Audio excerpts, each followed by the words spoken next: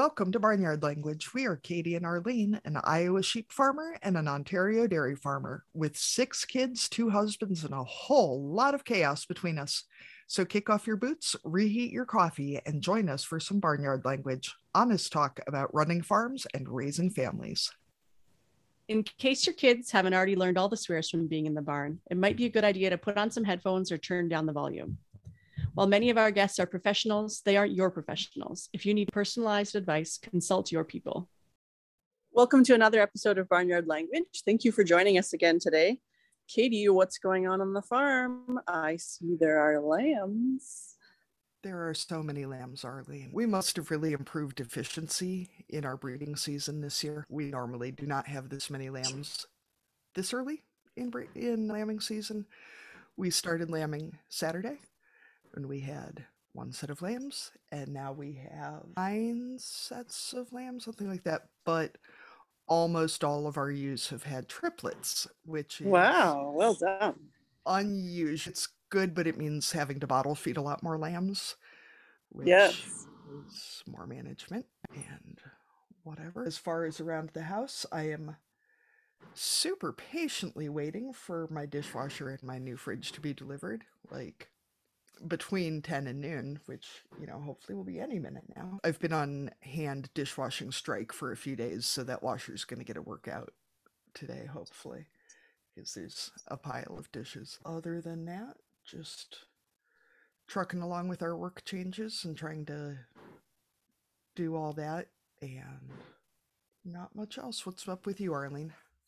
So we're actually on vacation this week, which is very strange. And I was just telling Katie before we started recording that we have no idea what time it is, because we live in Ontario. We went on a vacation to Alberta, so it's a 2-hour time difference. And then this past weekend there was the time change, so then the clocks moved ahead an hour. And being on vacation, obviously we're sleeping in a lot later than normal because we're not getting up to milk cows. So it all feels very strange, and I don't know what time it is ever. But this morning everyone slept in, so I'm in our Airbnb hiding out in a basement, so probably the worst sound quality that we could find, but that's all right. We're still getting our recording done.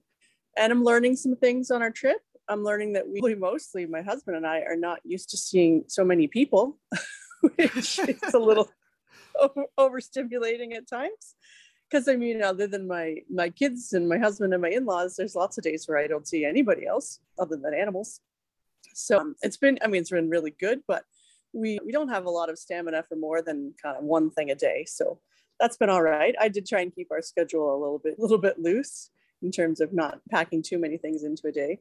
And we're also doing that farmer thing when we're traveling between locations of trying to figure out, what kind of farm is that? What breed of cows are those? What's that barn for? What's that piece of equipment? So that's always fun when you're on a road trip. Pig barn or chicken barn? What do you think? How many times have you hit the gravel on the side of the road because we're gawking at something instead? There's definitely been some slowing down at times. So that's been part of it for sure. And it's not, there's still snow on the ground here, so nobody's planting yet. So that helps in terms of not really having to slow down too hard to see what people are doing. But it's always neat to see different countryside and how people farm in other places. That's one of the things that we like to see too. Yeah, that definitely, hitting the gravel gets a lot worse once there's tractors in the field. Or just the slowing way down. I'm like, what are you doing? Why are we doing that? I must say, though, you're looking very healthy and relaxed, despite being in a slightly creepy, unfinished basement. Still in my pajamas. Yeah, well, It's also, we're learning, not that we didn't already know this, but that finding things that our range of kid ages will all enjoy at the same time is challenging. I know Katie has unique challenges because your kids are so close together in age, like you're under 2 years, but we've got 4 kids who are really spread out. So a 7-year-old and a 16-year-old, news bulletin here don't always want to do the same thing. So that's a unique challenge on this trip. I will say that that 16-month age gap that we have comes with some challenges, for sure, but it is really handy that they have the same friends and they want to do basically the same stuff, and they They're about the same size, so I'm not as worried about them killing each other. So that is really handy. Usually going to to be the able same just, place. yeah, to be able to go to one thing and call it good. But yeah, there are some downsides, but there's also a lot of upsides to, at least they're evenly matched in Yeah, their that's right. monkey buttness. So, yep. Well, should we move on to our guests for this week? Yeah, I suppose so. All right. Well, we will hear from them. All right. Well, why don't we just go ahead and get started and we'll see where the conversation goes. Perfect. All right. Our guest today is Jason Medows. Jason is a farmer, pharmacist, podcaster, and a parent from Missouri. So Jason, we ask each of our guests the same opening question, which is a way to kind of introduce yourself and talk about all the things you're involved in. And so our starting question is always, what are you growing? So that can be kids, livestock, crops, businesses, whatever you want it to be. Ooh, we're growing a lot of things. We're growing 4 boys at different stages of growth cycles. We have oldest is 16, twins that are 11, and our baby is 8. We are growing cattle, lots of them. Before I was hopped on here, we're still trying to get things sorted around where I want them. We got a bunch of calves in the lot that we just weaned, and we have some stocker calves that we've purchased that I'm trying to get turned out onto stockpiled forage. We're raising some finished beef, a lot of things going on down there in the barn lot. And we are growing businesses. My podcast I consider it a business. I have speaking gigs that come with it, and I try to limit it to one engagement a month. Those months are filling up pretty fast. Let's see. And then my wife and we actually last year started our own yoga studio. My wife, she was a nurse when we met. We actually met when we were first working at the hospital together, both fresh out of college. But the last several years has kind of burnt her out on nursing, and yoga is her passion. It's her love. And she's finally been able to make a business out of it in our small little rural Missouri town. And it's been really, really cool. That's a real diverse range of things. It is. It's very random. Yeah. Are you a pharmacist at the hospital then, or do you work for a different business? No, I work at the hospital. I actually am a hospital outpatient pharmacist. So we're very unique in the fact that where I work is actually an employee pharmacy. We're a closed door pharmacy for the employees of our healthcare system. Our healthcare system and their families. Our healthcare system employs about 2,000 people in the area, and then their families too. So, I mean, we stay pretty busy with that, and it's great because I'm off work every day at 3:30 too. That's my favorite part about the job is, especially in the summertime, I get home at 4 and shoot, there's a full day's worth of daylight almost left. So lots of time for farming on the side. For sure. Yeah. Yeah. And does that mean that you don't have customers walking in then? Is it all mail order, or do you have to actually? No, they still walk in, the employees of the hospital, they still come in. It's like a regular retail pharmacy, but just for employees of the hospital. It's a really cool, it's a very unique, cool job. It's not typical in the pharmacy world. I'm the first to admit that. And I'm very, very blessed to have such a cool job with such great benefits and such great hours. Like it's honestly almost embarrassing how great it is. It's a good problem to have, though. It is, for sure. So, Jason, what led you to start your podcast, Ag State of Mind? And who do you find to interview? How do you find people to interview? Sure. So, first off, the first question is why?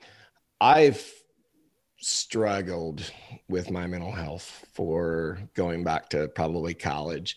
I grew up small town. Well, not small town. I grew up on a farm. My dad was a full-time farmer, land developer. He owned the livestock market in town. And then, we had a big cow-calf operation.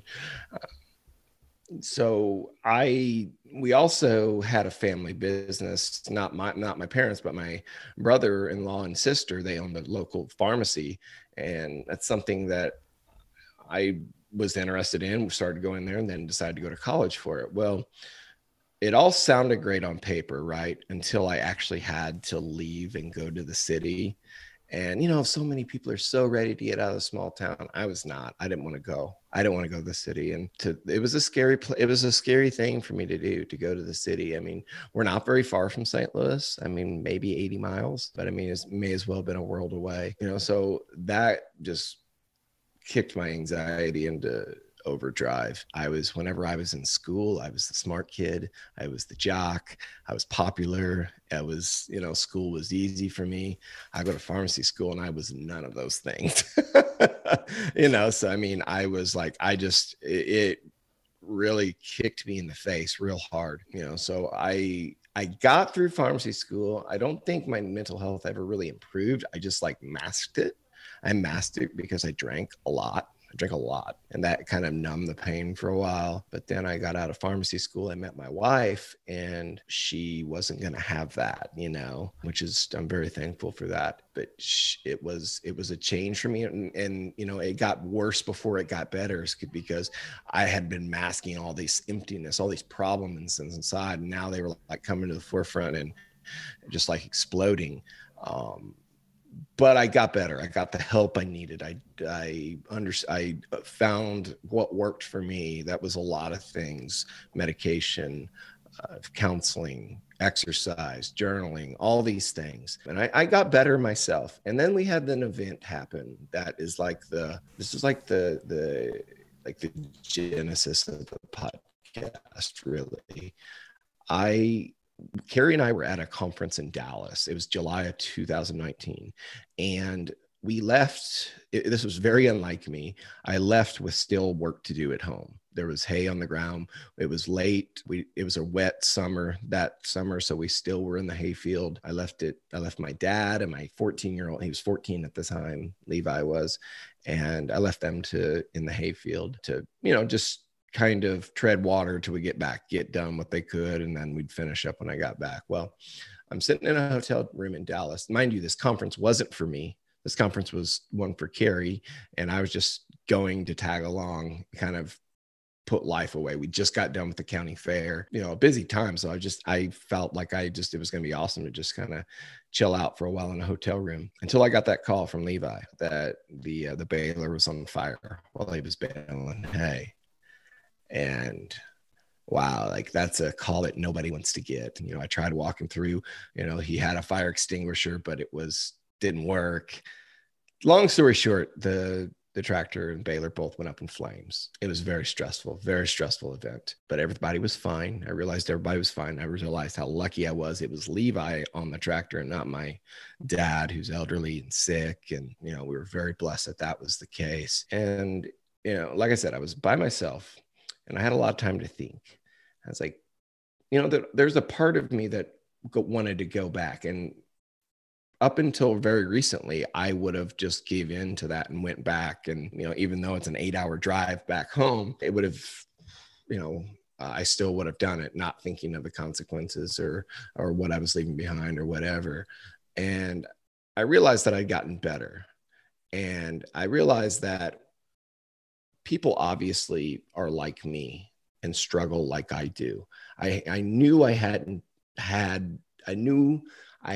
to not be alone. There had to be somebody on a similar journey. And I can't say why I had arrived at starting a podcast, but it somehow just kind of that's how the cards fell. I had no idea about how to start a podcast. I just reached out to some people who had podcasts, helped me through it. And, that was over 2 years ago and 115 episodes ago.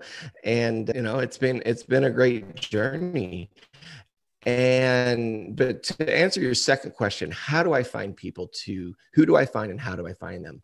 That was the biggest scare I had as a podcaster. I remember writing down this list of people who I wanted to talk to, and it stopped at 10. I was like, well, I guess I'll try to get through 10 episodes and see where it goes. Maybe that's all I do. And, I tried, and that's over. But it's funny. because, you know, especially those first few episodes, I would talk to somebody and they're like, oh, you should talk to this person.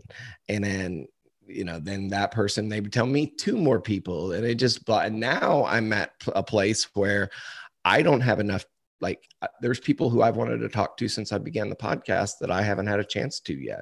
And what a great problem to have, you know. And Rob Sharkey said this one time. I talked to Addie Yoder. She was episode 100. She's a fellow Missourian. And she said this, that Rob told her this one time, that she asked him how he found so many interesting people to talk to. And he said, no, it's not that I find so many interesting people to talk to. It's that everybody is interesting. Everybody has a story. You just have to find, you know, what their story is and give them the space to share it. And, you know, that's kind of since I heard her say that, I've really been trying to live by that and trying to, you know, try to find everybody's uniqueness. Yeah, I feel like you get to a point where even if you find somebody real boring, you know, maybe that's the unique thing about them. Everybody has something. So I really pride myself on making people comfortable with me. You know, that's a blessing that I have. You know, I think I've honed that in my professional life and being a pharmacist. You know, we've been branded before as like America's most trusted profession. And, you know, somebody can come and talk to you all day in a pharmacy, and they can stand there at your counter, talk to you, and you don't have to charge them anything. You know, it's not like a doctor or a lawyer with that. They have to, you know, you have to pay to talk to them. You can go talk to a pharmacist all day for free if you want to. So, and I have people who literally would almost do that before. And, you know, and it's great because I like people. I like totally agree with Rob's sentiments on that, in that everybody's interesting. Everybody has a story, and I genuinely have a curious mind. And, you know, as it goes back to, you know, the ethos of the podcast, you know, mental health and agriculture, you know, it takes a curious mind and somebody willing to ask and to have hard conversations with people, not just me, but both ways, you know, people, you know, willing to kind of bare their souls on this topic. And I really think it's helped a lot of people. We've had some really great people on that just brought so much I've learned so much just from the people who I've talked to. It's funny you say that pharmacists are one of the most trusted professions, because I've also heard that farmers are up there on the list too, right? Depending on the survey. So, sure. So you're double trustworthy. Double trustworthy, right? I like to try to be anyway. So do you have any podcasting tips for those of us who are, I think you're actually like 130 episodes in. So yeah. So you're like, I did some like 15. So yeah, I kind of screwed up on that because I did some like bonus episodes like that were middle of the week episodes. So it really screwed up my numbering. So I honestly have no idea how many podcasts I've actually released. But as far as like people starting out, I think my biggest advice is don't wait till it's perfect, because it's never going to be perfect. I promise you. And when I started out, it was the biggest sticky note for that. Oh, no. I can't. We can't read it. You'll have to I tell can't us what read it it. says. It says perfect is the enemy of finished. Yes, for sure. And that was the quote that got me through those first really tough if you go back and can listen to those first few episodes of the podcast, man, they're terrible. They're so bad. The audio quality is so bad. I started on a computer that was like 8 years old. It was such a hunk of junk. It weighed like 1,000,000 pounds. You know, the person who helped me out the most start my podcast was Clay Connery. He has the Working Cows podcast. And, you know, that podcast, if I never even got to talk to Clay, his podcast alone has helped me so much in just my farming and my cattle operation. But he went above and beyond and helped me so much starting my podcast, just giving me so many tips and so many, you know, things to try. He's the reason I have this microphone. He told me to buy this microphone because it was the best one for the money. It looks like you have one similar. Is it an ATR? I don't even remember. Yeah. I just went on one of those lists that was like, what's in my budget and what do people recommend? Exactly. So, they're very affordable. So that's all I bought to start the podcast. So, but back to the original question, just start. If you want to start, just start and you'll figure it out along the way. You're going to suck for a while. Everybody who's ever been great at something at one point sucked at it. Michael Jordan, believe it or not, one time sucked at basketball. We all do. Anything we start out, we're not going to be good at it when we first try. But now looking back, podcasting is like as easy as riding a bike or swimming to me now. It was not always like that. I promise you. So, just repetition, just like anything, get the reps in. The biggest revelation for me was that there's no podcast police that are going to come and be like, that interview sucked. Nobody's paying us. Our like 8 Patreon followers. It's funny, the things you think that like people are gonna like catch on, like your audio wasn't that great, or you sounded kind of echoey there. Nobody really cares. Like nobody really cares. That's the great part about it. Like if the message is good enough, nobody really cares about the quality. It's just, it doesn't have to be perfect. That's my biggest, like anybody starting out, that's my biggest, word of advice is it doesn't have to be perfect. I realized today too that our target audience is probably all listening, on gravel roads or with little kids around or with cows or something. So they're not going to hear any background noise anyway. For sure. Yeah. Too much going on in their own worlds. Yep. If they hear a rooster, they might think it's theirs and it's actually Katie's. They're going to know it's mine. I gave up real quick on editing that out. I was just like, yeah, nobody cares. Nobody cares. That's what I noticed too. I think about my target audience, are they going to care about what, the little subtleties? No, they're not. I'm not Joe Rogan.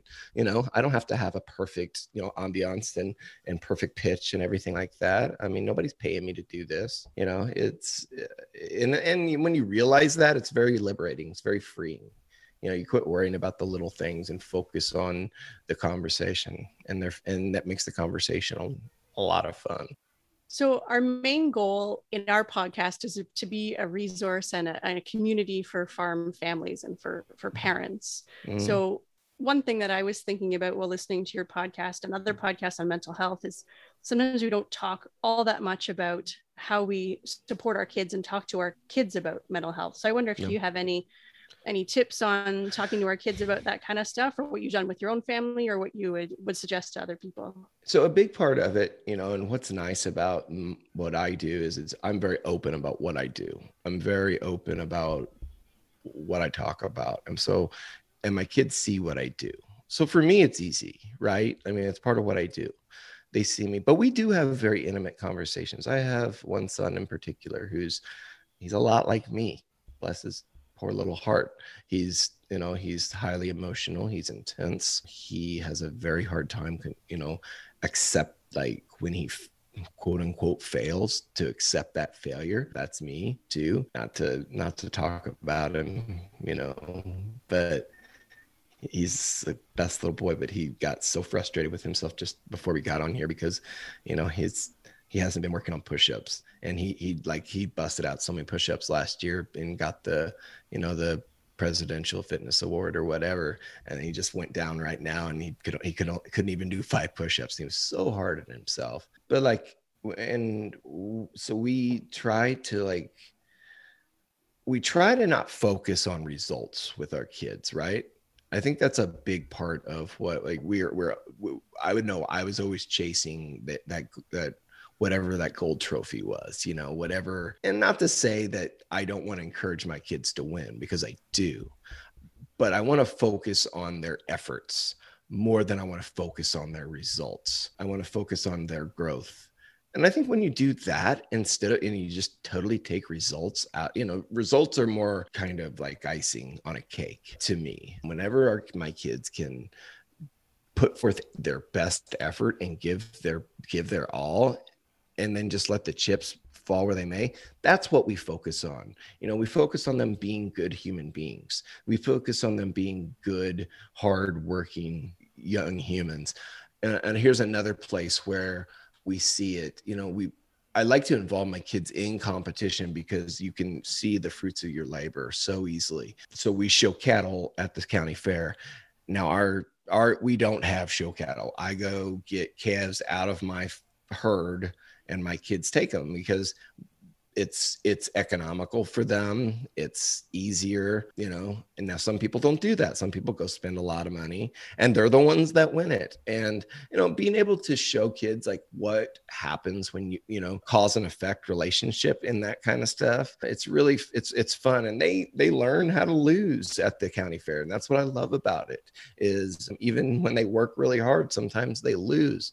Sometimes their best, is still not going to win. And it's an important lesson in life because it kind of keeps you going. I mean, you still want to win, but you have to, you're going to probably lose more than you're going to win if you're doing it right. So like putting yourself out there and not concerning yourself so much with the results, but focusing on the effort that you tried to get to those results. That's what I'm trying to do. That's what we are trying to do as parents is focus on that effort. So and there's so much you can't control about what other people are doing, right? Sure. Someone else might put in little effort, but they just have this natural ability that all of a sudden, they're winning every trophy. Yeah. But it doesn't say anything about your kid who's, exactly who's trying their hardest and putting their heart into it and really being a good teammate, all that kind of stuff. It doesn't necessarily win you any prizes, but it makes a difference. Yeah. And it's just, being okay, just being very content with yourself. I think that's a big, and I know so much of like my mental health struggles have been born out of lack of contentment with myself. It's very hard for me to be content with myself. It's part of what drives me, but also it's part of what gives me a lot of anxiety too. So like trying to focus on being like grounded and content and happy and looking at life and health holistically, looking at the bigger picture all the time, trying to see 10 years down the road instead of 5-10 minutes down the road. Those things, there's sometimes it kind of sounds abstract, but we try to keep it pretty simple as parents. And we focus on those things. And, we tell our kids that it's okay to struggle. It's okay to like acknowledge like, hey, this sucks. This isn't fun. I don't like this. I hate putting the dishes away. Putting the dishes away sucks. Like, yeah, I know it sucks. You still got to do it. So you may as well just do it. You know what I mean? So like, just trying to give them little safe lessons in life before they get out into the real world. And, just hopefully that'll make them prepared. Well, and I think it's so good for kids to see adults struggling with things and learning new things and doing stuff that sucks because it's so easy to see other people, things just coming naturally to them and think that there's something wrong with you rather than that there's something weird about them if it comes that easily. And it's so folks with a real talent for something. That was me. I never saw my parents struggle. I was the youngest of 5 and like I was the baby. Like my youngest brother was 13 years older than me. My oldest brother was 25 years older than me. I was way down the line, right? I mean, I was spoiled beyond spoiled. And, I saw my parents when I was like in high school were in their 50s and 60s. And I never saw them struggle with money. I never saw them, have to talk about worrying about paying the mortgage or anything like that, because for the most part, they were past that part of life. So I had no idea how to be a young adult. Right. I had no idea to be a 20, 30-year-old adult and still, trying to deal with, having a bunch of young kids and what it meant to have like a real family. I mean, I'm not saying we weren't a real family, but we sure weren't typical. So I missed out on a lot of that stuff. And I didn't see my dad struggle very much. I thought my dad was I thought my dad was perfect. I thought my dad was up there with Jesus. You know what I mean? Like he was that great. But I shared this on a blog and my podcast a few weeks ago. It was during deer season here. And Carter, the one that actually he struggles similarly to how I do. We were walking back from the deer stand. We were trying to find some, we saw some deer. We were walking to him, trying to get closer. Shot at one of them and I missed. I never once saw my dad shoot at anything and miss it. He was that good. And like, so like part of me, like right at the beginning, I'm like, oh man, he saw me miss. That sucks. That's no good.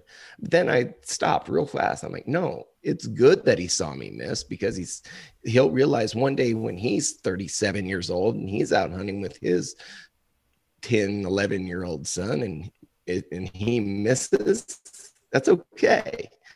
Our kids need to see us fail. Our kids, like, it's very important for our children to see us fail as adults, because they see us fail, but not just to see us fail, but to see us fail and then keep trying, not let it discourage us. Very, very important, and something that I didn't get a lot of when I was a kid. And my parents did the best. I'm not a victim of anything, so I don't want anybody to ever think that, but I'm seeing very clear now that our kids need to see us as parents struggle, and how we respond to that struggle too. Exactly. Where if you'd started, threw your gun, or, like had a big blow up over the fact that you had missed the shot, then that would teach him something too about, your response to failure. Yeah. So, and how we respond to that. I'm not perfect in this either. I don't want anybody to think maybe you did go off on a tangent. I did in that time. I was very proud of myself, but I screw up often. So I don't sit on my high horse here, because I'm not. I am far from perfect, but I do have the ability to recognize some things, and I'm thankful for that. I know. So my kids are just turned 5, and the second one will be 4 in April, so pretty soon. And I don't know, a few months ago probably I yelled at the kids, just frustrated, tired, just lost my temper. And realizing how important it is to apologize to kids like they're people, and how hard it was to legitimately, openly apologize to my kid and say, I was wrong, I shouldn't have yelled. It's to difficult. A 4-year-old was just, because I was not raised that way. And certainly, big Irish Catholic family on both sides, nobody apologized. Same. I mean, it was, we were, my dad was, my folks were, that's how they were raised too. There was not a, there was not a whole lot of emotion, I mean, we were a huggy, happy family, but there was a lot of good emotion, or not, shouldn't say good emotion, a lot of light emotion, a lot of, positive emotion. We didn't show a lot of, only thing I ever saw was I saw my dad be angry, and that's all I ever saw from him, and, that was a product of the time, so I'm trying to be very open with my kids with how I process my feelings too, to try and set them up to succeed, where I may have stumbled, trying to help them where I can. Well, and I think you're right that it's such a product of the times, because, I think the same as like getting mental health care, that it wasn't like people thought about getting help and then didn't. It just wasn't a thing. You didn't get mental health help. You didn't apologize to your kids. It just wasn't something anybody was doing. For sure. Yeah. No, you're right. So it's a paradigm shift for sure. Yeah. I was actually listening to your anxiety episode today, and I was really wishing it was live, because I had a lot of thoughts, and not in a negative way. I actually didn't realize that what I was feeling was anxiety until the last 7 or 8 years, probably. I thought everybody else was just chill, and I just couldn't handle it. I've always just been a little too intense, a little too sensitive, whatever else. And then I got postpartum anxiety, and that, wow, off the rails. And so learning about the difference between something being common and something being normal, that, postpartum anxiety and depression and anxiety in general are very common, but they are not normal and they should not be treated as just a normal side effect of having kids. And how much people brush So, that off as, well, new moms are always nervous. Like, yeah, but, when it's. so the way I've viewed anxiety over the past year and a half or so has changed a lot, because anxiety in itself isn't a bad thing. Anxiety is a lot of times a proper response to whatever stimuli you are given. For in your case, it was children, it was postpartum. A lot of mine comes from the stress of maintaining a multi-generational farm at the same time as doing all the other things. It's perfectly natural to, in fact, it's built into our DNA to react to that with some sort of anxiety, so I mean, the anxiety itself isn't necessarily the problem. It's how we treat the anxiety that's the problem. How we go from there. How do you deal with your anxiety? Whenever you're feeling anxious, do you go get on your phone and scroll Instagram? Do you do something else destructive? Do you drink alcohol? Do you drink caffeine? Do you gamble, overeat, whatever it may be? Or do you do something that's maybe soothing? Or not even necessarily soothing, do you face the problem head on or something like that? I read a book that really changed my outlook on this, and it was called Redefining Anxiety by John Deloney. He's a part of Dave Ramsey's team. And wow, it just, like, I never thought of it that way. And then I listened to the Joe Rogan podcast with Jewel, and they said the very same thing on there. Like, yeah, anxiety is, I mean, it's a normal thing. It's a normal thing to feel anxiety. And so whenever I heard that, I was like, oh yeah, it's okay to feel this way, but where you go from there, that's where the problems come in, and what you do about it. That's where the issues arise. Yeah, And I've done all the wrong things. If it was wrong, I've done it, like, pretty much. So I try really hard now to not do the wrong things. I still fail, but I think I'm getting better. I really like the analogy used in your episode too about anxiety being like a car alarm, that it's not the alarm that's the problem as much as what's causing it and how you respond to it. And Exactly. it's, Yes. for me, I had problems with anxiety before, but it was like the car alarm you get when somebody breathes on your car and the alarm just flips out. Fine, whatever. But the postpartum anxiety was a lot more like if your car was on fire and, like, also rolling down a hill covered in rabid raccoons, and you're like, the alarm's going off. Yeah, whatever. And so just the really helping people assess where that line is. Like, for me, that was such a huge part of starting this show, was to talk about how common so many of these struggles are, but also that you can go and get help. And it honestly, it didn't occur to me. My best friend finally messaged me one day and said, you can call your doctor, or I'm going to.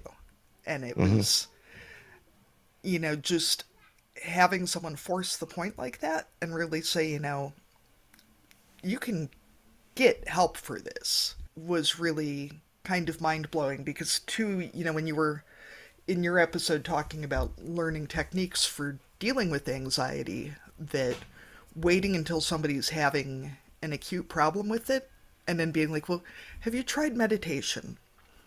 You don't, if somebody's drowning, you don't say, have you tried learning to swim? Well, no shit, thank you, that's helpful. It's, we need to be teaching our children these things so that they know For sure. where those lifeboats are before they're, drowning somewhere with no help. Well, you don't treat, like, I'm trying to put this in the forms of another medical problem because that's how my brain works. But it's not like whenever somebody's having a heart attack, you don't say to them, well, have you tried putting less salt on your food? Like that's Yeah, the same yeah. type of thing, you know, and acute problems require acute treatments, right? But that salt thing, that should have been something that was implemented a long time ago. Our anxiety, our mental health is very similar in the fact that, the little things, the meditation, the journaling, the exercise, whatever it is, all those things need to be done way before it gets to that acute crisis mode. Now when you're in the acute crisis mode, none of that's going to do anything, right? But the goal, the key is trying to quit it, stop it from ever getting to that acute phase. Yeah, and I think that's exactly it, because I mean, now, anxiety is probably just going to be a lifelong thing because that's who I am. But now it's at a point where, meditation, drinking more water, getting more exercise, all of that makes a tremendous difference. Yeah. But when I was in, the worst part of postpartum, and I couldn't, like, I got to the point that I was having panic attacks every time I tried to drive, that I couldn't, like, I physically could not leave the baby downstairs with my husband if I was going upstairs because I would have panic attacks. And, like, that sort of acute anxiety, there's no amount of meditation that's, right. I wasn't physically capable of meditating at that point. Sure. Right. Exactly. Yep. It's it needs to be done way before. Yeah. That kind of stuff needs to be done way before. It's not like a in the moment thing. Yeah. But I think mental health, it's so important for people to understand it, because I think people are afraid and they don't know what to say, so they just bust out some, well, have you tried yoga? Have you tried meditating? You're like, yeah, but that's not helpful. And I think folks do mean well, but it's important to, you're right, people do mean well, but it's also like important to realize that not everything's going to work for you. I'll talk about counseling too, because I was one of those people who said, counseling doesn't work for me. I mean, even when I started the podcast, I'm like, counseling's never been that great for me, because it wasn't until very, very, within the last couple of months, I found a counselor that I gel with. That's a huge, like, burden lifted off of your shoulders. I actually had a session with her this afternoon. Nothing's wrong. Nothing, acutely is wrong with me right now. I'm feeling pretty good. But I still had that session and, was still able to, discover some stuff. And it's awesome. It's, counselors are hard. It's hard to see, like, whenever you don't have the one when you have the one that you're not gelling with, it's like, this thing sucks. But once you do get that one that's great, it's like, it takes it to another level.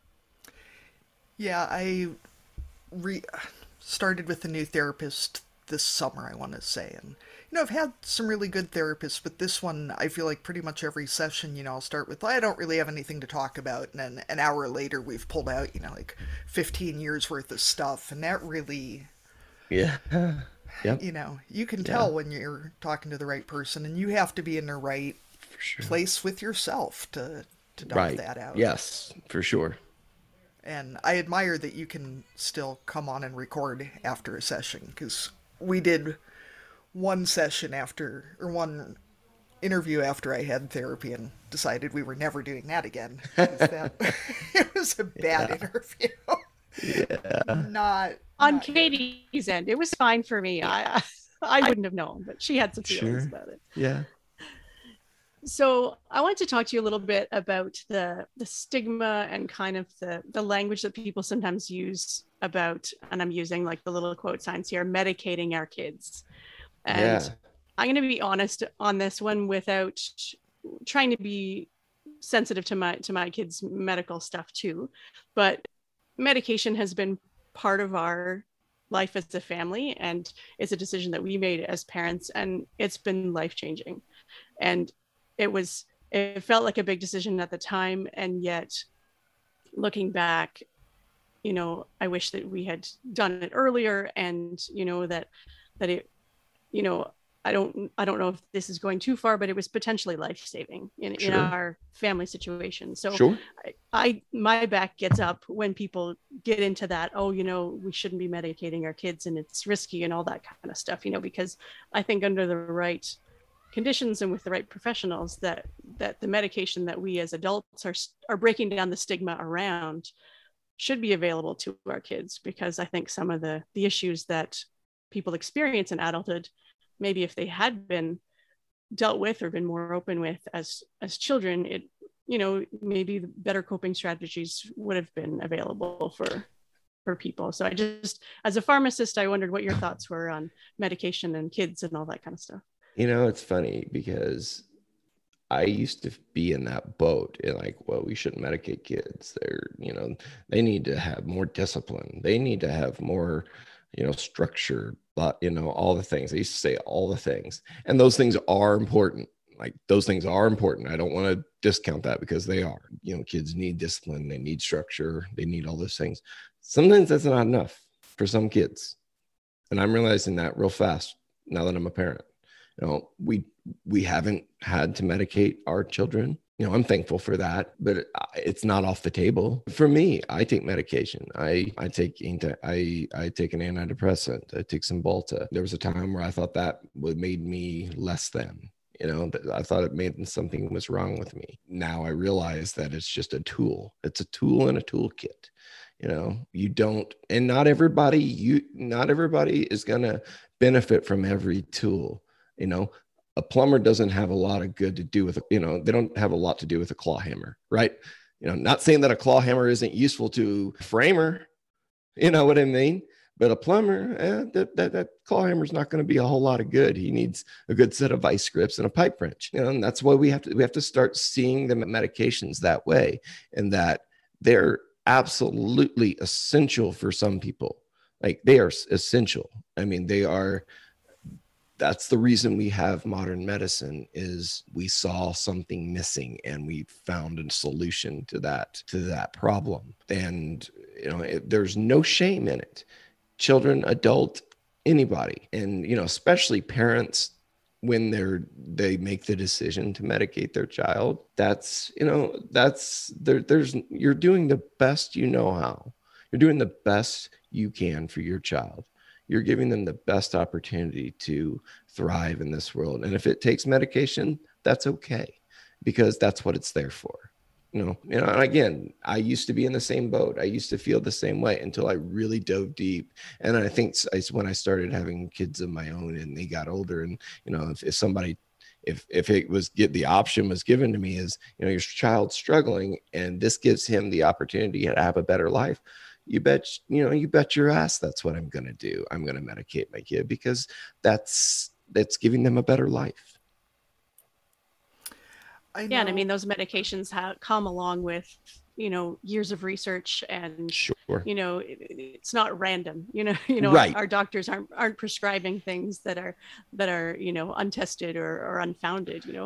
For sure. Yeah, there's a lot of work that goes into creating medicine that can be safely used for our kids. Yeah. I know too, I had added in here about sort of the same stigma around being medicated while pregnant, or, nursing or whatever. And I mean, there are definitely risk factors to consider about adding anything to your body when you're growing another human. Absolutely. Mm-hmm. But the number of people I know who've been hurt by this, well, the baby's health is the highest priority, so to hell with the mother's mental health, is terrifying how little consideration a lot of folks seem to have for the fact that the mother is still a human, and that the stress of not having the tools you need causes a lot of physical stress as well. And, even as someone who was very nervous about being medicated during pregnancy, it was absolutely the right choice. And I mean, my doctor Sure. and I, had a lot of discussions about it before we did it, but I wasn't about to go off my asthma medication because I Right. was pregnant, you know, and you wouldn't ask somebody to go off insulin because they're pregnant. And certainly, you know, depending on risk factors and Yeah, and whatever you else, have you to know. do some sort of risk benefit analysis on things. And there's some times where the risks are greater than the benefits of being on meds in a certain situation, pregnancy, breastfeeding, whatever it may be. So you have to do that. And only person that people can give you the information, physicians can give you the information, healthcare professionals can give you the information, but the only person ultimately that can make that decision for you is you. So you have to educate yourself and be very aware of all the things that potentially can happen, and then make the decision that's best for you going forward from there. Yeah, I guess because so much of why I at least am doing the podcast is to just put out there that other people do these things, and that it's very, Mm-hmm. you know, when there's a lot of stigma around something, we don't know that other people are doing it because it's stigmatized, and so we just don't Sure. ever mention it. And I'm sure there are plenty of people who have judged me, will judge me, whatever, for being medicated during pregnancy, but Yeah, tough those people titties, don't they're matter. not raising my Yeah, kids. I mean, yeah, exactly. Like, uh, that kind of stuff doesn't matter. And I think that's one of the things that I've learned the most about as I've grown older, and I've made decisions that not that sometimes go against the status quo with stuff. Nobody else has to live your life but you. you know it's between you and your creator, and that's all there is. And if you can, if it's up to you to make those decisions, and nobody else has a say in it. Yeah, I feel like our family motto and maybe our show motto is getting to, be helpful or be quiet real quick. Yeah. Because that's just kind of, Hmm. you can help or you can shut up. Right. Yep. I, For I don't sure. know that I care what you think. So, since a lot of us are, as farmers and as parents are becoming, in the sandwich generation that we're raising children and dealing with an older generation, what are your thoughts or tips on approaching mental health challenges with an aging generation, especially since mental health care for a lot of folks hasn't been a uh, thing? that's a tough question. I was hoping you had a um, magic answer for this one. I wish I did. I'd probably not be working anymore if I did, right? You know what I mean? All I can say is how I approach it. And, you know, my dad's at the end of his life right now.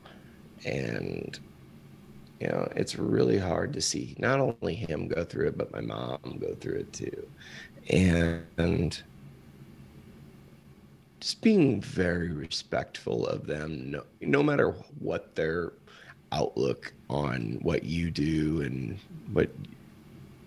how you talk about it, and just being respectful of them. And I don't know if we're ever going, the older generation, I don't know if it's ever going to get through to them what really needs to happen, right? And as a whole anyway. But you know what? It's funny. Almost it's almost without a doubt I can pick out the person who's going to come talk to me when I'm speaking at a place. I can almost pick out the person that's going to come talk to me afterwards while I'm giving the talk. And the majority of the time, it's the old farmer. It's the old guy. He's not going to raise his hand and say, "Oh, this is what happened to me, blah, blah, blah, blah, blah." He's going to come up real quiet, real, shake your hand. "I appreciate it. This is what happened to me," real quiet, real private, and man, that feels good when an old guy comes up and talks to you like that. Like, wow, you're making a difference. That's very satisfying, because they need it. And whether they say it or not, I always it always makes me think of my dad. We had this dog when I was a kid, and it was a dachshund, right? Wiener dog. And he'd always cuss that dog. He hated that dog, blah, blah, blah, blah, blah. But who went with him every night to the barn to check horses? Yeah. And, my then he dad froze up. Yeah, then my dad always, he would always cuss that dog. And she'd always go out to But like, so like what that analogy is that people are actually, you know, they don't always say what they really mean, right? They don't always say they're going to be, you know, they're going to give that tough image sometime. They're going to act like they don't really care. But like deep, like when it really comes down to it, and you know nobody's sometimes paying attention, they're going to give you your true feelings, and you know that's what I love about, you know, when those old guys come up to me, like they're not doing it for anybody else to hear. They're doing it because they think it's the right thing to come and share with you, and that's really, really cool when that happens. I love it. So part of mental health is trying to find some kind of balance in life, and it seems like this is a question that often gets asked of mothers in particular. But as a dad who's doing a lot of different things, how do you find balance in your family life and farm and business and podcast and all the things you're doing? How do you try and do it all, or how do you find balance in all that stuff? I don't balance is that's like not a thing anymore for me, like, because the way I see balance is if you have everything balanced equally, you're probably something's not getting the attention that it actually deserves. So instead, I challenge that a little bit and say that I give everything the appropriate attention at the appropriate time. Sometimes my cow herd is the priority. You know, it's weaning. You know, we're weaning right now. It's a lot of work right now. You know, there's a lot of times, you know, but we also do it in November when we don't have a lot of November and December where there's not a whole lot else going on. My kids don't play basketball or anything. So it's an appropriate time. Now, whenever spring rolls around and we're playing baseball 7 nights a week, you know, the cow herd kind of takes a back seat. And I plan things around that. So I think a big part of it is planning as much as you can. Now, I know a lot of times planning is a dirty word around people, you know, farmers, because like, oh, you can't plan for anything because everything's, you know, you never know what's going to happen. And that's true. Like, I mean, I can't argue with that. But I mean, it doesn't mean that you can't have a plan still and try to stick to it as much as possible. And that's where I am thankful for Carrie, my wife. She's like the planner extraordinaire. I mean, she gets things figured out probably way before she really needs to. But like, our lives are better before. That's why we're able to do so many things, is because we plan things. I pretty much know what every day of my life is, what's going to happen for the next 3 months. I do. And that's how we're able to do so many things, is we just, you know, we give every hour of the day a job, you know, kind of like balancing a budget. You know, we budget our time among whatever needs to happen whenever. I can tell you I'm a planner, and I married into a non-planning family, and every time I hear we're terrible. My in-laws, the Medows are notoriously terrible planners. My in-laws are fantastic people. We have a good relationship, but every time they say, well, we're not really calendar people. That sounds like us. That sounds like the Medows. Because I'll be asking them if they can watch the kids for, you know, an hour next week, and they'll say, well, we're not really calendar people. Like, well, I'm not asking if you want to, you know, have coffee at some point next week. I'm asking if you can commit to watching the kids. Like, you know, I need an answer. It's hard to be the one who's tightly wound. Yeah. Family that is not. So as a parent to a whole crew of kids, what's one of your funniest parenting moments? You know, I asked Carrie this question today. We were trying to figure it out, and my funniest one, and to me, this one is like famous among not just our family, but like our circle of friends. There's this place I still every day, or not every day anymore, but every day Carrie and the kids do, because it's a turn we make every day to go to town. It's, you know, we turn off our farm road onto a main road, and Levi it was before the twins were born, so he was probably 4 years old. And we pull up, I stop, and I say, Levi, is it clear? You know, like, are there any cars coming? And he said, yeah, it's clear. We drive, so I pull out, get along, drive down the road. About 10 seconds later, he says, "What's clear mean?" Oh, children. That one still gets me every time. Yeah. Hello. Yeah, kids they're something. Yeah. I don't know. So what are some of your goals going forward for both the farm, for the podcast, for family life in general? What are you looking forward to? I mean, you said you got your life planned out. So what's the plan? We're looking forward. Like I say, I try to, as far as the podcast is concerned, I try to have a speaking engagement once a month, no matter how big or how small, because I really like that. I like talking to people. I like getting out in front of people. The farm, I really want it to be something, long term. I want it to be something that my kids can come back home to if they want to. I want it to be something that one of my kids, if he chooses to, makes a career out of it. That was never an option for me. My dad never put that on the table. And now, I wouldn't change anything, but like I would have liked to have seen that even be an option. That was never an option for me. So I'd like to see that opportunity present itself to one of my kids. For our family, and Carrie and I made this decision, as parents, we always spend a lot of money on a lot of junk, right? A lot of crap, just things that are useless. I feel like toys and games and whatever. And, Carrie and I we're talking today, like, I want to, and we've been doing a much better job of this, spending our time and money on experiences, going places, seeing things. And we've got 2 trips planned out. Well, the one, I got to be quiet here because the kids don't know about this one. We're going to Florida in March and going to Universal Studios and Kennedy Space Center and the whole deal. And then in the summertime, we're going to Utah to go to national parks. Levi's going to visit colleges. He's going to be a senior next year, and he's either looking at going to BYU or Utah State. And so we really want him to go to Utah State because it's a beautiful campus. We have some of our best friends live just right down the road from there.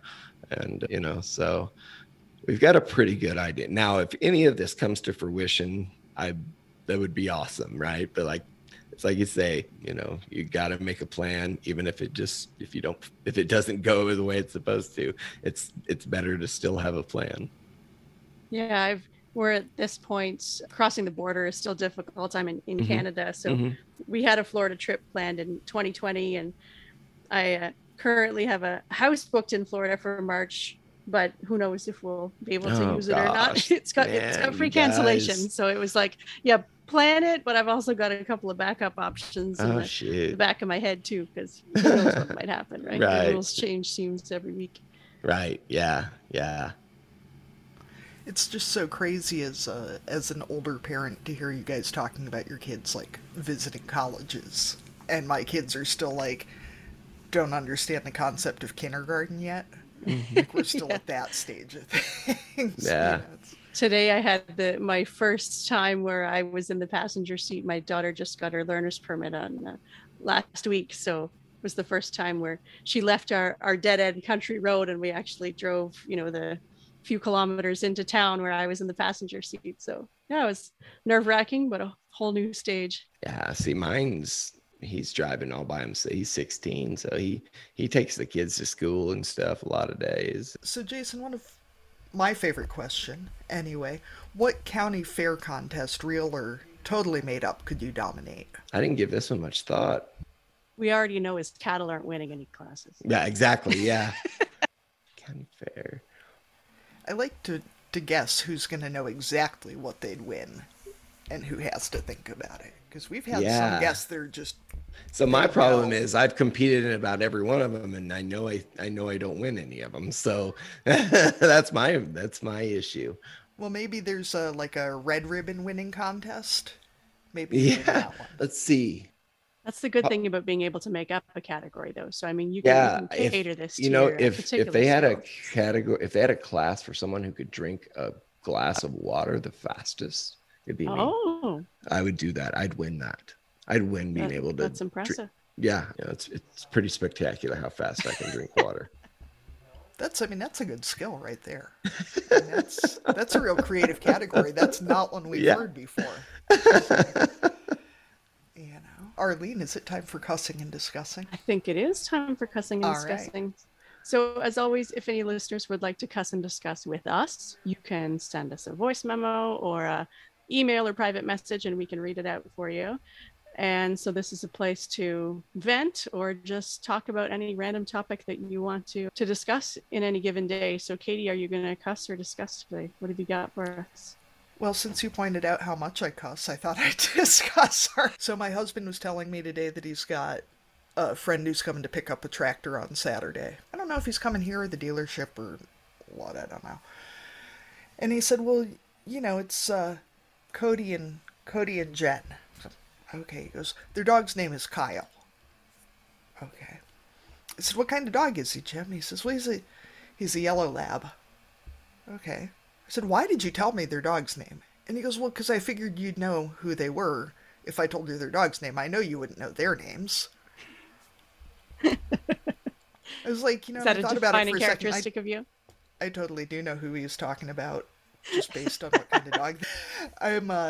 I'm famous at church pretty soon after Jim and I got married. I think, I was introduced to some new folks, and I knew what corner they were saying they lived on, and I said, well, is it the place with the ducks? And they said no. And I said, is it the place with the cows? And they said no. And I said, well, is it the place with the big dog? And they said no. And I said, well, there's another house on that corner. And they were actually just voted the prettiest farm in Iowa this year. Because they have a real they're nice folks, and it is a beautiful farm, and they do, they work real hard on it, and they take a lot of pride in it. But since there weren't any animals in the front yard, I never noticed it was even there. So that's kind of where I'm at with it. Jason, do you have anything you want to cuss and discuss? You can pass it off to Arlene if you need more time to think. No, I'm actually just real, I was kind of having a hard day, I don't know, a couple days ago. And I hate that this happens this way. You guys heard about the storms that ran through Kentucky. One of my friends from pharmacy school owned and operated a pharmacy in that town in Kentucky, in Mayfield, Kentucky, and it was destroyed. And, I saw a CNN interview with him today, actually, and you could see the pain on his face. And, I hate that it happens this way, but it makes all my problems just disappear. And, my heart is out to those people down there, because, the people from Western Kentucky are some of the nicest people you ever meet in your life. And, some friends of ours are trying to figure out what we're going to do to try and help them. And, it's what do you do in a time like that other than just think and pray for them, offer condolences? Hopefully we can figure something out to help them out. Yeah, I know this is, I'm sure it's still a present situation for them, but it was in the news a few weeks ago now with the flooding in British Columbia here in Canada. It's, on the opposite side of the country to me, but, I was at the Holstein show, the National Holstein show, and it seemed to be, what everyone was talking about, those pictures of people rescuing cows from floodwater. Oh, gosh. Yeah, you just think about how it impacts people's lives and livelihoods, and feeling both grateful that it's not you and almost helpless that there's not more you can do to support people, right? And that, that's something that I didn't talk about it, that helped begin the podcast too, is, the seeds were kind of sown whenever they had the floods in Nebraska in the spring of 19, where all those cows were killed. It was just a sickening sight to see. And, that was another thing, that I think maybe kind of got some of the gears turning on that. And just people, they're still suffering. That's not like a one-time thing, that kind of stuff lingers on. It doesn't stop, so they're still recovering from that. Yeah, I know they were talking about the flooding in BC, and the pictures that we saw were people rescuing cows, but a lot of what wasn't seen was, chicken farmers and pork farmers who, those animals didn't have a chance. Yeah, you can't get them out on a boat, or a lot of that land was so high value, it was people growing blueberries and vineyards and the types of crops that take years to establish and are, who knows what that land will look like when it comes out from the floodwater, right? It's not going to be what it was before, because now it's contaminated and so. Well, and that was there's a lot out there that we can't really help, in the scale that we want to, but there are little ways that we can support people. Right. Honestly, too, for me, that was a large part of wanting to be able to do more connection between producers and consumers was that, I remember seeing all these people with the flooding and the blizzards and everything else saying, well, why don't they just do something about it? And I'm like, there's no imagining the scale that we're talking about if you're not part of it. And, when you're looking at thousands of cows freezing to death, I mean, it's not like the farmers were just like, meh, I had things to do today. There's no way to fix it. And being able to explain that to people and really show it to them, I think is such a huge thing that they're just gone. Arlene, hopefully your topic is a little more puppy kitten situation. Oh yeah. So the notes that I had where I didn't want to ruin it. Sorry. That's all right. No, we went in a different direction. My I guess cussing, I suppose, brings it back to Katie's theme of dogs. We've all been talking about dogs tonight, but we have a newish puppy in our house and a barn kitten that seems to have migrated to the house, and they've turned into this tag team where the kitten will knock stuff off of, say, a piece of furniture, or maybe sneak up onto the table and knock something off, and then the puppy will grab it and run onto the couch with it. So we've got they're just the perfect companions to each other for someone releasing the things that I don't want the puppy to have, and then him just tearing them apart with his little sharp teeth. So that was they're adorable, but just making messes together. Arlene, is that puppy sitting there with you? The puppy's not going anywhere near the Christmas tree. No, this is the kitten. Oh, okay. Beside me. Arlene got a Jack Russell puppy, right? Jack Russell Cross, is that right? Yeah, he's not a purebred, but yeah, mostly Jack Russell. Yeah, we're doing puppy school, and there's this big Newfoundland dog, just this giant ball of fluff, and the owners were saying, oh yeah, he's already 65 pounds. That's a whole different dog experience. It's hard to believe they're all the same creature. Yeah. Oh, real quick, as we're wrapping up too, Jim just messaged me that Cody and Jen's dog's name is Jared, not Nick, which explains why that would have changed I was a little things confused. completely. Or not Kyle, sorry. So I wanted to, real honesty in broadcasting here. That's Still right. a yellow lab though. Well, we want to thank you so much, Jason, for joining us tonight. Obviously, we're both big fans of the podcast because we kept talking about episodes that we had listened to. So where can other people find you online, find the podcast, all that kind of stuff? Do you want to just remind us what everything's called? Yeah, everything. I mean, you'll find me everywhere. Ag State of Mind is the podcast. Did I say that? Did I say that? I didn't. I think we did early on. Did we? I don't know. Gosh, that's really terrible of me. Anyway, you can find me all across social media, Ag State of Mind. Podcast is Ag State of Mind. You find my website, agstateofmind.com. You can search any podcast medium. You'll find the Ag State of Mind podcast. And, if anybody wants to chat, hit me up on DMs and we'll talk. Thank you so much for being with us. Thanks for having me. It was a lot of fun tonight. Yeah, thanks for coming on. And thank you, listeners, for joining us here today on Barnyard Language. You can find us on Facebook, Instagram, and TikTok as Barnyard Language. I think we're up to 3 videos on TikTok now, Arlene. We're really gaining some steam now. Yeah. Yeah, we're hip. Yep. I haven't had to pay the babysitter yet to show me how the TikTok works, so that's a thing. I'm not old. That's progress. Yep. And on Twitter, we are Barnyard Pod. And if you'd like to connect with other farm families, you can join our private Facebook group, Barnyard Language Group. You can also find us on Facebook at Barnyard Language Podcast. And please like, rate, and subscribe to this show. And if you enjoy listening, leave us a 5-star review and tell somebody else about us. We are always on the lookout for future guests for the podcast. If you or someone you know would like to chat with us, please get in touch. You can support the show by becoming a patron on the Barnyard Language Patreon. A small monthly donation will allow us to keep producing